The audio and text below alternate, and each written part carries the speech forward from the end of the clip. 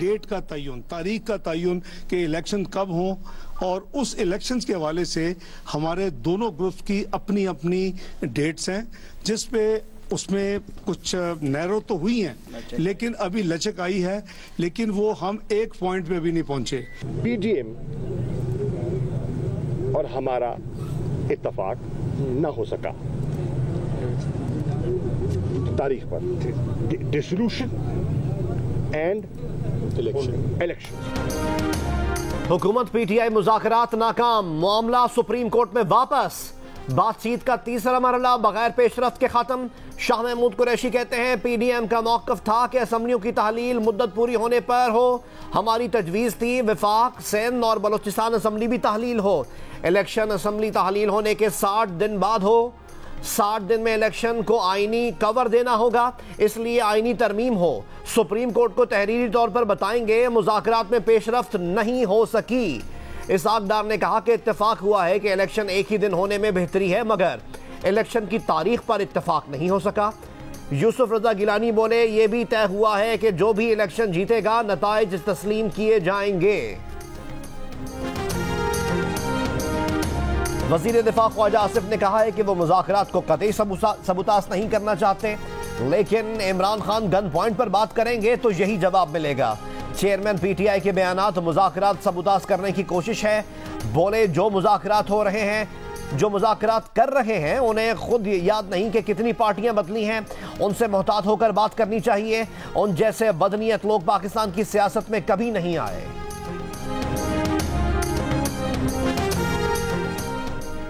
Election के इल्तिवा के हवाले से कोई जवाब कबूल नहीं किया जा सकता। सदर आरिफ अलवी का कहना है कि आइन से किसी सूरत इन्हिराफ नहीं होना चाहिए। जमहूरियत तब मजबूत होगी जब उसूलों पर कारबंद रहा जाए। बोले पीटीआई दौरे हुकूमत में रियासत मदीना तो न बन सकी, लेकिन समत का तयन हो जाना भी अहम होता है। मेरी और पीटीआई की सोच एक है, इस बुनियाद पर अपने ओहदे की तस्दीक कभी नहीं होने दी। सियासी जमातें मनपसंद फैसलों के लिए पिक एंड चूज चाहती हैं। सियासी लोग इंसाफ नहीं, मनपसंद फैसले चाहते हैं। सियासत ने अदलिया के माहौल को भी आलूदा कर दिया, अदालती कार्रवाई को गंदा कर दिया। अगर सुप्रीम कोर्ट के जजेस का एहतराम ना किया गया तो फिर यह इंसाफ का मुतालबा नहीं होगा। चीफ जस्टिस पाकिस्तान के रिमार्क्स। अस खुद नोटिस का इख्तियार चीफ जस्टिस के बजाय 3 रुकनी कमेटी को देने के कानून प्रैक्टिस एंड प्रोसीजर बिल के खिलाफ हुक्म इम्तना बरकरार। फुल कोर्ट तश्कील देने की इस्तदा फिल वक्त मुस्तरद। दौरान समाअत चीफ जस्टिस उमर अता बंदयाल ने कहा गुज़िश्ता केस में जब फुल कोर्ट की दरख्वास्त बायस शर्मिंदगी थी कि ABC जज को शामिल ना किया जाए, इंतखाबात के मुकदमे में भी कुछ जजेस को निकाल कर फुल कोर्ट बनाने का मुतालबा किया गया था। सुप्रीम कोर्ट के जजेस का फैसला अदालत का फैसला होता है। सियासी जमातों और वकला तंजीमों से 8 मई तक जवाब तलब। अदलिया अपनी तारीख का हिसाब दे। स्पीकर असम्बली की कमेटी बनाए। अदलिया के तमाम फैसलों का ट्रायल किया जाए। वज़ीर दिफा ख्वाजा आसिफ का कौमी असम्बली में धुआंधार खिताब। कहा पार्लियामेंट से अगर प्रोसीडिंग मांगते हैं तो फिर हमें भी अपनी प्रोसीडिंग दें। अदलिया अपनी तारीख दुरुस्त करने के लिए क्या करेगी? आइन चिकनी पर अंगूठे लगाने वालों की बाक़ियात को यहाँ बुलाएं। पार्लियामेंट हथियार नहीं डालेगी। वज़ीर आज़म की गर्दनें लेने का रिवाज खत्म होना चाहिए। हमें अपने वज़ीर आज़म का तहफ़्फ़ुज़ करना चाहिए, चाहे वो किसी भी पार्टी का हो। पार्लियामेंट की सरबुलंदी के लिए हमें ये जंग लड़नी पड़ेगी। वो वक्त चला गया जब वज़ीर आज़म को बलि चढ़ाया जाता था।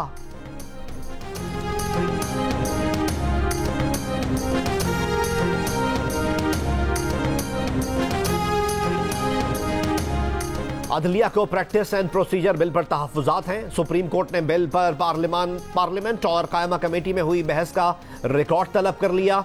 चीफ जस्टिस ने रिमार्क्स दिए कि इल्ज़ाम है मुल्क की तारीख में पहली मरतबा आइन के बुनियादी जुज़्व की कानून साजी के जरिए खिलाफ वर्जी की गई। देखना है कि क्या अदलिया का जुज़्व तब्दील हो सकता है। चीफ जस्टिस ने रिमार्क्स भी दिए कि इफ्तिखार चौधरी केस में करार दिया था कि रेफरेंस सिर्फ सदर मुमलिकत दायर कर सकते हैं। जजेस के खिलाफ शिकायत आती रहती हैं। सुप्रीम जुडिशल काउंसिल की राय आने तक किसी जज के खिलाफ रेफरेंस उसको काम करने से नहीं रोक सकता। जस्टिस काजी फाइज ईसा केस में भी अदालत ने यही फैसला दिया था। सुप्रीम कोर्ट में तकसीम बड़ी तशवीशनाक बात है। सबको पता है कि कौन सा जज इधर है, कौन सा उधर है। अदलिया को तकसीम करके उस पर नमकपाशी भी की जा रही है। इमरान खान का इंटरव्यू। कहा सुप्रीम कोर्ट के 18 जजेस से पूछते हैं बताएं हमें क्यों इलेक्शन नहीं मिल रहे। एक जज का यह सवाल करना कि क्या मेरे पास असम्बलियां तोड़ने का इख्तियार था, हैरान कुन है। इमरान खान ने जनरल बाजवा को भी निशाने पर ले लिया। बोले जनरल बाजवा ने ही इन्हें लाल बत्ती के पीछे लगाया कि वो इलेक्शन करवाएंगे, जबकि उनका इरादा था ही नहीं। जनरल बाजवा ने ही अमरीकियों को इनके खिलाफ किया। तौसी के बाद उन्हें नून लीग से इश्क हो गया था।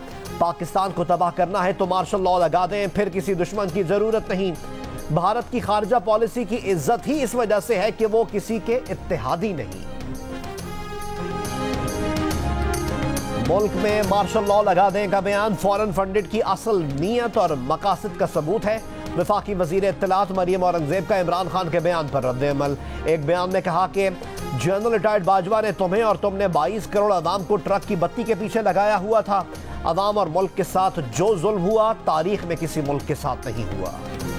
ज़हूर इलाही हाउस लाहौर, कुंजा हाउस गुजरात और नथ हाउस गुजरात के घंटों तवील मुहासरों में पंजाब पुलिस को जुल्म देने वाले परवेज इलाही अचानक मंजर आम पर आ गए। परवेज इलाही गुजरात में दर्ज मुकदमे समेत तमाम मुकदमात में हिफाजती जमानत के लिए लाहौर हाई कोर्ट पहुंचे। सहाफियों से गुफ्तगू में चौधरी परवेज इलाही ने कहा कि उनके घरों पर छापों के जिम्मेदार निगरान वजीर आला पंजाब मोहसिन नकवी हैं। इस्लामाबाद में आसिफ अली जरदारी की मौलाना फजलुर रहमान से मुलाकात। ANP की APC और PTI से मुज़ाकरात पर मुशावरत की है।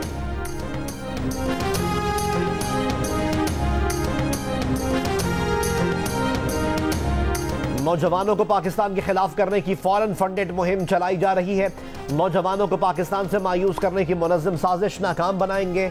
नून लीग की सीनियर नायब सदर और चीफ ऑर्गेनाइजर मरियम नवाज की ज़ेर सदारत जायजा इजलास में गुफ्तगू। कहा सियासी अमल में नौजवान और ख़वातीन की शमूलियत बड़ी तब्दीली ला सकती है। नौजवान और ख़वातीन आबादी को अपने बेहतर मुस्तकबिल के लिए दुरुस्त सियासी फैसले करने होंगे। ख़वातीन की सियासी अमल में शमूलियत से इस्तेहसाल का खात्मा होगा। NRO 2023 को बचाने के लिए सुप्रीम कोर्ट को निशाना बनाया जा रहा है। जजेस किसी ब्लैकमेलिंग में ना आए, आइन और कानून के मुताबिक फैसला दें। अमल दरामद अवाम खुद करा लेंगे। PTI के रहनुमा फवाद चौधरी की मुस्लिम लीग नून पर कड़ी तनकीद। कहा सुप्रीम कोर्ट के 15 में से 8 जजेस मुस्लिम लीग नून के निशाने पर हैं। मर्जी के बेंच बनवाने का शौक पुराना है, रफीक तारड़ और मलिक कयूम के ज़माने से चला आ रहा है। नैब तरमीम केस वो तोता है जिसमें नवाज शरीफ, मरियम नवाज और हसन नवाज की जान है। फवाद चौधरी ने बुशरा बीबी की तरफ से मरियम नवाज को कानूनी नोटिस भिजवाने का भी ऐलान किया। कहा मरियम नवाज ने इल्ज़ाम लगाया है कि बुशरा बीबी ने फाइलों पर दस्तखतों की रिश्वत वसूल की, जिस पर नोटिस भिजवाया जा रहा है।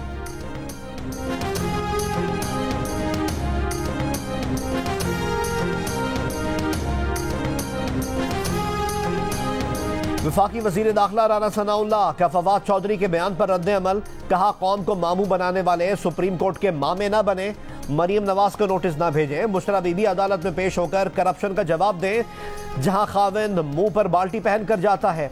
बुशरा बीबी खाविंद को मुंह पर बाल्टी डालकर अदालत लेकर जाएं। ये ट्रक छुपाओ या पहुंचाओ तहरीक की प्रेस कॉन्फ्रेंस थी। 190 मिलियन पाउंड के लिफाफे का जवाब दो जो फ्रॉड न्याजी ने फ्रॉड करके अपने स्पॉन्सर को खैरात किया। अदलिया का इख्तियार पार्लियामेंट ने शफाफ बनाया है। मनसब, कुर्सी और इख्तियारात का नाजायज इस्तेमाल सबसे बड़ी आईन शिकनी है।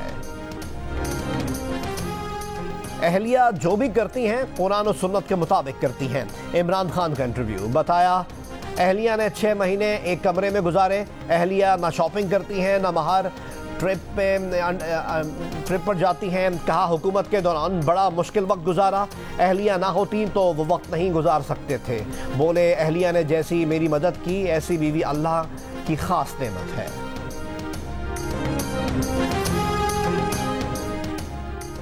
CTD की पाकपतन में कार्रवाई। कलअदम तहरीक तालिबान का दहशतगर्द गिरफ्तार दहशतगर्द इमाद अली इस्लामाबाद का रिहायशी निकला। गिरफ्तार दहशतगर्द से 2 हैंड ग्रेनेड, धमाका खेज मवाद बरामद, मुकदमा दर्ज। सिविल एविएशन का बड़े हवाई अड्डों पर बर्ड रेपेलेंट सिस्टम लगाने का फैसला। कराची, इस्लामाबाद और लाहौर एयरपोर्ट्स पर बर्ड रेपेलेंट सिस्टम लगेगा। सिस्टम लगने से तैयारों के महफूज फ्लाइट ऑपरेशन में मदद मिलेगी। तैयारों से परिंदे टकराने से एयरलाइंस को सालाना कई मिलियन डॉलर्स का नुकसान होता है।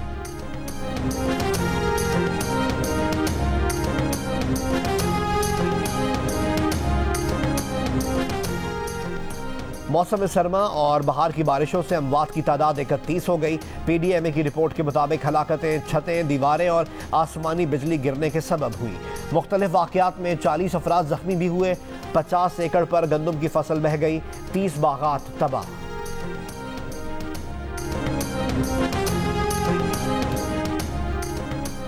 मार्च के मुकाबले अप्रैल में बरामदात में 10.46% कमी रिकॉर्ड। इदारा शुमारियात ने माहाना आदादोशुमार जारी कर दिए। मार्च के मुकाबले अप्रैल में दरामदात में 22.6% तक की कमी हुई। माहाना बुनियादों पर अप्रैल में तिजारती खसारा 42.59% कम रहा। जुलाई से अप्रैल दरामदात में 28.4% कमी हुई।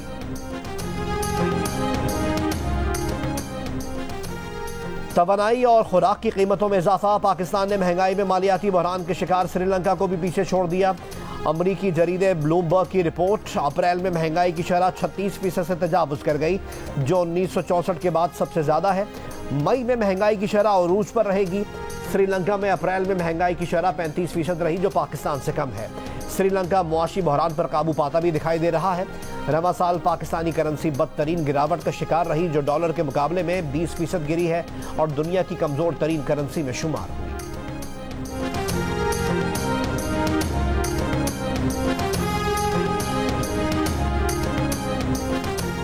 दोहा इजलास में तालिबान हुकूमत को तस्लीम करने से मुताल्लिक बातचीत शामिल नहीं थी।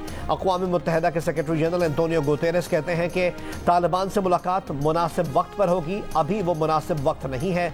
2 रोज़ा इजलास के बाद कहा, अफगानिस्तान में दहशतगर्दी, मनशियात स्मगलिंग पर आलमी बरादरी को तशवीश है। मुआशरती उमूर में अफगान ख़वातीन की शमूलियत का ना होना बाइस तशवीश है। अफगानिस्तान की सूरत हाल आज दुनिया का सबसे बड़ा इंसानी बहरान है।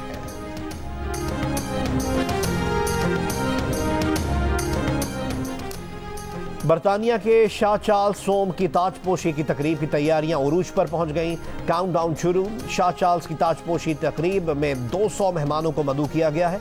रूस, बेलारूस, ईरान, म्यांमार को मदऊ नहीं किया गया। शिमाली कोरिया और निकारागुआ के सिर्फ आला सिफारतकारों को तकरीब में बुलाया गया है। तकरीब 6 मई को वेस्टमिनिस्टर एबे में होगी।